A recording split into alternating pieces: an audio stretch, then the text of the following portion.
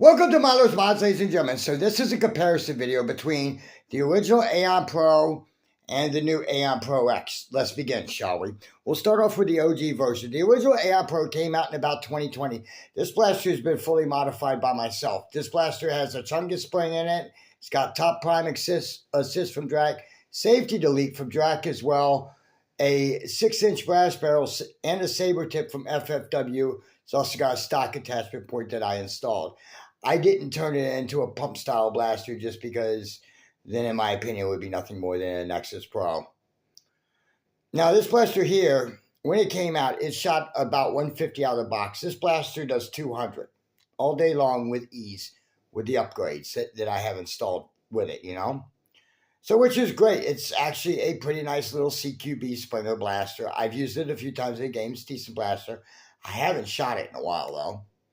Now, some of the this blaster here also had a full-length magwell, if you think about it. So which means that you had to use an adapter if you wanted to shoot short darts. Awesome. This blaster was a great little modding blaster to tinker with. There was a lot of people that tinkered with this thing. There was tons and tons of kits put out for it. I mean, it was just a nice blaster. It cost $20. Which is great, to get a blaster that you can make do 200 for $20. Steal of the deal, And like I said, with all the additional parts, of course, it ends up being, so total value of this blaster right now is about $50 or $60. Is what it is. Now, let's move down here to this one. This is the new Aeon Pro X, okay? This pretty much is supposed to be the updated version of that one. But the shell aesthetic's totally different. If you notice up here at the front, it's a much narrower shell. Down here, it's much chunkier. The reason being is the plunger tube sits over top of the barrel on this one. Plunger tube's like right about here. Okay? It's also an oval plunger tube, which really sucks. Especially if you're trying to mod it, because then you have to have a specific spring. This one here, the plunger tube sits directly behind the pusher and straight feeds into the barrel. It's what I like to call an inline system. Okay? To me, this is just my opinion, and I don't want to be roasted in comments either, but I believe that to be a better system, a straight inline system, because then you're going to get all your push and force with one direct line. You see what I'm saying? Now, down here, though, they don't have this. On the pusher system, what it does is when you prime it back, there's like a little valve down here, and it shoots in and it feeds into the barrel. That weird O-ring that I showed you that kind of looked like a thermometer, that's for that. That's not for any part of the plunger tube. The plunger tube is oval, which is terrible.